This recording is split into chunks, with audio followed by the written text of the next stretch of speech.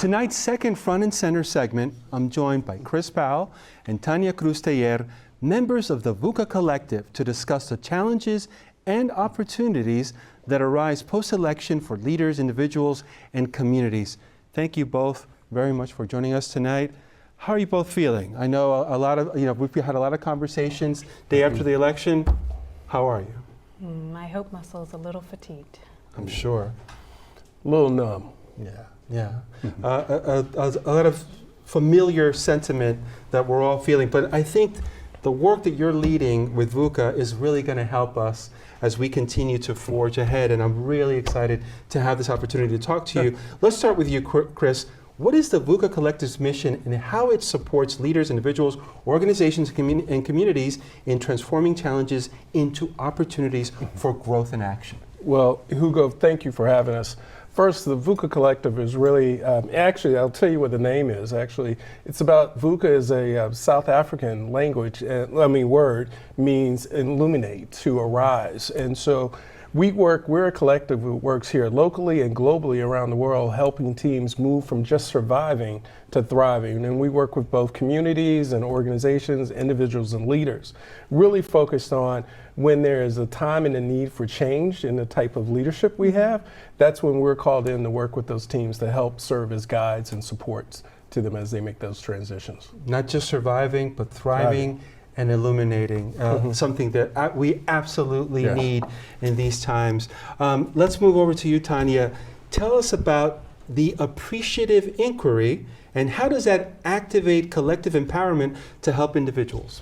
Absolutely. So appreciative inquiry was discovered actually at the Cleveland Clinic when they were looking at how to build a positive culture with staff. And what they identified is that people move in the direction of what they focus on. So if an organization is looking at their challenges, that's the direction they're going to move in. So for example, in this post-election moment, we can be asking the questions of why did we lose? Or what went wrong here? But instead, as appreciative inquiry practitioners, what we want to focus on is a generative question that brings us into hope and resilience, such as what did we learn from this moment that can help us move forward? And what are some of the small or big actions that can bring us together as a community to feel more resourceful and to be able to move forward with some new solutions and some new leadership? And that's so important, right? Creating an environment that is productive and positive, because so often we're facing negatives, right? We're trying to put out fires, but if we change that that rhetoric, it really changes the mindset. Chris, I wanted to ask you about, in this post-election, what are some of the key challenges facing leaders and individuals? Well, I think it's the same if you're an individual or a leader, but you're on different ends of the spectrum. It's the major four, what I call it.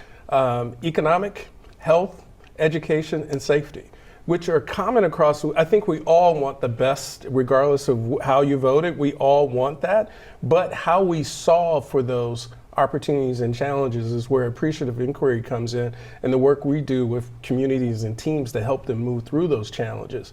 Because before the election, those were the big four, and after the election, those are still the big four. Yeah, and what you've mentioned are the social determinants of health, right? Yes. Which we know when we're talking about marginalized communities, Latinos, the African American communities, and others, there are certain disparities. But another thing that you said is really key, and that is finding solutions, right? It's not just about highlighting the problems, but working together and taking the steps in solving them. And often, more often than not, the communities themselves are already lifting themselves up, and they have the keys to solving those problems. Now, both of you are presenting at the International Leadership Association Conference next week in Chicago. I want to hear about this. Tell us about Tanya, please talk to us about the event.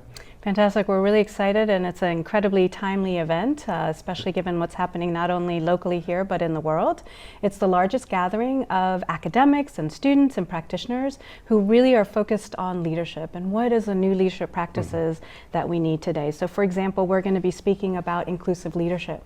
So how do we take teams that have diverse views and perspectives and come together to move from challenging conflict to healthy conflict, to identifying positive deviance within their teams and their communities, to come up with different solutions in this time, which is what we need.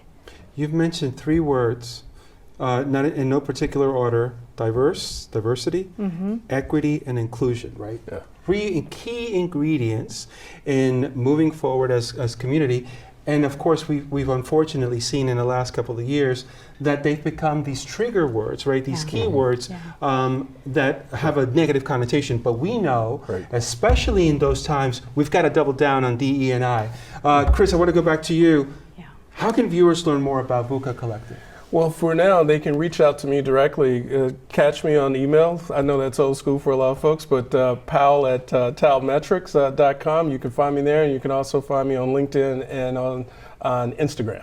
Wow, email is old school. I'm in trouble. I know, it is. I'm in trouble if email's old school. Yeah, and also there's an opportunity post the ILA conference. So just this Sunday, we're going to be gathering over a meal. It's called a sobremesa, in order to really discuss and talk about leadership and what's possible and tell our stories in this time. So people are welcome to reach out to Chris and to come find us on Sunday. Telling our stories are so important, right? It adds authenticity that draws from lived experiences and also professional experiences. So another, the words that you guys are sharing are definitely resonating with me. I've got one more question. I'd like a real life example, application of working with leaders on systemic change. Great. So I'd love to share that so an example of working with 7 different government agencies. They had about $7 million annually to address HIV and AIDS epidemic control. And because they came from different perspective of, well, are we doing social determinants, or are we giving out condoms, or are we addressing this kind of change? They were really an unhealthy conflict. And so we worked with them to rewire their leadership mindset to see, oh, I'm in fight or flight mode, but actually, if I can reduce that autonomic response, if I can listen to stories, if I can be seen and heard, if I can go and visit the community so I remember what the impact is that we're all coming together around, they were able to shift from the conflict to collaboration as a leadership, as a very diverse leadership team. Yeah, and collaboration is key to success, right? Yes. I think we live in a society, a capitalist society, that conditions us to kind of race up that ladder singularly and almost not caring and causing a lot of damage. But collaboration builds these strong foundations for long-term systemic growth. Chris, any other thoughts in regards to applying, these applications and working with leaders? Well, Hugo, I think Tanya gave a really great example, and it's stories, and the stories illuminate the data, and there's so much, I call it data exhaust. There's enough data, but listening and having those inclusive voices, even CAN-TV's motto, voices matter, having those voices through stories helps illuminate so that we can get to that collaboration. Because I think what we see in this current election is that folks didn't feel like their voices were being heard enough by one party or the other party. And so regardless of how people voted, how do we hold our leaders more accountable to listen and take action on our voices and not just theirs or big business or big funders? And that's really key, right? Both major parties overemphasize tried and true voters that in our country are white seniors and not enough on the next electorate, beginning with Latinos that are a younger demographic, but also the Black community and other marginalized communities. Chris, Tanya, it's been a pleasure to spend this time with you. I definitely would like to see you very soon to continue the conversation. Thank you so much. Thank you for having us. Thank you.